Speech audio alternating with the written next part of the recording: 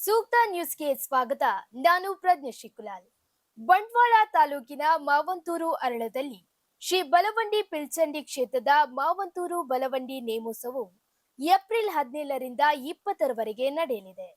17ನೇ ತಾರೀಕು ಗುರುವಾರದಿಂದ ಸಂಜೆ 5 ಗಂಟೆಗೆ ಮಾವಂತೂರು ದೇವಪ್ಪ ಶೆಟ್ಟಿ ವೇದಿಕೆ ಕೊಯ್ಲದಿಂದ ರಜತ ಕುದುರೆ ಬಂಡಿಯ ಭವ್ಯ ಮೆರವಣಿಗೆ ನಡೆದು ಶುಕ್ರವಾರದಂದು ಬೆಳಿಗ್ಗೆ 9 ಗಂಟೆಗೆ ದೇವತಾ ಪ್ರಾರ್ಥನೆ, ಪ್ರಧಾನ ಹೋಮ, ನವಕ ಕಲಶಾಭಿಷೇಕ, ಪ್ರಸನ್ನ ಪೂಜೆ ನಡೆಯಲಿದೆ. ಶನಿವಾರ ಬೆಳಿಗ್ಗೆ ಘನಹೋಮ, ಪ್ರಸನ್ನ ಪೂಜೆ ನಡೆದು ಮಧ್ಯಾಹ್ನ ರಜತ ಪಲ್ಲಕ್ಕಿ ಬಲಿ ಉತ್ಸವ, ಸಾರ್ವಜನಿಕ ಅನ್ನ ಸಂತರ್ಪಣೆಯಾಗಿ ರಾತ್ರಿ ಶ್ರೀ ಬಲವಂಡಿ ದೈವದ ನೇಮೋತ್ಸವ ನಡೆಯಲಿದೆ.